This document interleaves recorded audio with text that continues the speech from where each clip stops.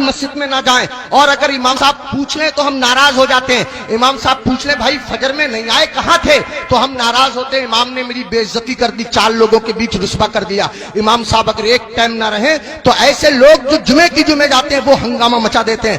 امام کے بچے نہیں ہیں، امام کی رشتہ داری نہیں ہے، امام کی سسرال نہیں ہے، امام کی ددھیال نہیں ہے، امام کی ننیحال نہیں ہے، امام کا کون نہیں ہے، امام کے چچا بھی ہیں، امام کے تاؤ بھی ہیں، امام میرے تمہارے طرح آدمی ہے۔ مجھے بتاؤ کہیں کوئی مر جائے گا تو امام کو جانا پڑے گا یا نہیں جانا پڑے گا؟ کہیں کوئی پیدا ہوگا تو امام کو جانا پڑے گا یا نہیں جانا پڑے گا؟ کہیں کسی کو تکلیف ہے، کہیں کسی کی طبیعت اچھی ہے، کہیں کسی کی خراب ہے، 1000 ذمہ داری امام کے ساتھ ہوتی ہیں۔ اگر 1-2 دن امام غیر حاضر رہ جائے تو لوگ بے وجہ اس کا حساب کرنے پہ تل جاتے ہیں اور پھر امام کے پیچھے ہاتھ دھو کے پڑ جاتے ہیں۔ ہونا یہ چاہیے 2 امام ہونے چاہیے مسجد میں، ایک امام ہونا چاہیے، ایک نائب امام ہونا چاہیے۔ امام صاحب اگر کام سے چلے جائیں تو نائب امام ان کا کام انجام دے سکے۔ اماموں کی تنخواہ بڑھاؤ، اب ایک دم تو بڑھا نہیں سکتے، میں ایک ترکیب بتاتا ہوں اور پھر حضرت مفتی صاحب کو آواز دیتا ہوں۔ ترکیب یہ ہے کہ جب جمعے کے دن امام صاحب خطبہ پڑھتے ہیں، مطلب تقریر کرتے ہیں یا نعت شریف پڑھتے ہیں، مسجد میں جتنے لوگ جاتے ہیں اگر صرف 10 روپے سے امام صاحب کا مسافہ کر دیں گے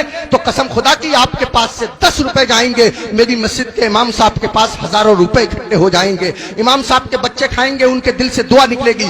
دیکھو اگر اماموں کی تنخواہ کم ہوتی ہے تو نمازیں خراب ہوتی ہیں۔ آپ کہیں گے کیسے؟ میں بتاتا ہوں آپ کو۔ امام صاحب کی تنخواہ 4000، بیوی کی دوا چل رہی ہے 3000 روپیہ مہینہ کی، 100 روپیہ روز اس کی بیوی کی دوا چلتی ہے۔ اب کتنے روپے بچے اس کے پاس؟ 1000۔ اس میں گیس سلنڈر بھی ہے، اس میں تیل بھی ہے، اس میں نمک مرچ بھی ہے، اس میں دال چینی پتی بھی ہے، سب دنیا بھر کے خرچے۔ آپ غور کیجئے، اب امام صاحب مسجد کے مصلی پہ کھڑے ہیں نیت باندھے ہوئے نماز کی، اب پڑھ رہے ہیں سبحانک اللہم و بحمدک و تبارک اسمک و تعالی جدک ولا الہ غیرک۔ اب سبحانہ جب ختم ہوا تو امام صاحب من من میں سوچ رہے ہیں یار کوئی مر بھی تو نہیں رہا ہے، کار کسی کی شادی بھی تو نہیں ہو رہی ہے، نکاح پڑھانے کے لیے مل جاتا۔ امام صاحب کھڑے ہیں مصلی پہ، سوچ رہے ہیں، پڑھ رہے ہیں 40واں، کھڑے ہیں مصلی پہ پڑھا رہے ہیں نکاح۔ قسم خدا کی اگر تم لوگوں نے اپنے امام کی تنخواہیں معقول رکھی ہوتی تو تمہارا امام جہاں ہوتا امام کی نیت بھی وہی ہوتی، تمہارا امام جہاں ہوتا امام کا دل بھی وہی ہوتا، تمہارا امام جہاں ہوتا امام کا خیال بھی وہی ہوتا۔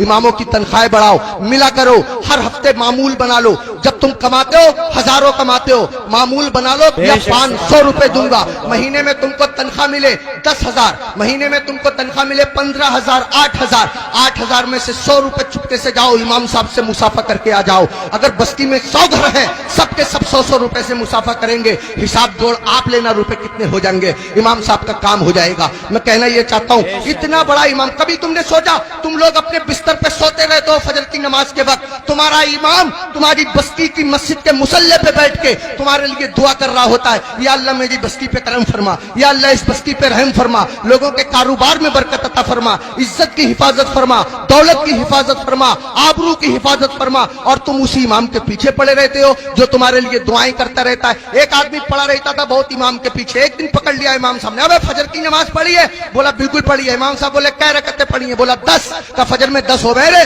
کہہ رہا چلو 15 مان لو۔ امام صاحب بولے 15 ہوتی ہیں فجر میں؟ کہہ رہا چلو 20 مان لو۔ امام صاحب بولے پٹ جائے گا، دماغ خراب مت کر۔ منہ لٹکایا ہوا گھر گیا، بیوی بولی کیسے منہ لٹکائے پھر رہے ہو؟ کہنے لگا رے امام صاحب نے پکڑ لیا، بولے فجر پڑھی ہے؟ میں نے پڑھی ہے۔ انہوں نے رکعتیں پوچھ لی، میں نے 10 بتائیں، 15 بتائیں، 20 بتائیں، 25 تک پہنچ گیا، مگر اتنا ہے کڑے امام ہے وہ بھی مانے ہی نہیں۔ تو بیوی کہہ رہی ہے تم بھی تو پاگلوں جیسی باتیں کرو، 4 بتا دیتے 4۔ تو کہہ رہا تو سچ میں ہی پٹوانے والے کام کر رہی ہے۔ جو امام ضدی امام 25 میں نہ مانا وہ 4 میں کیسے مان جائے گا؟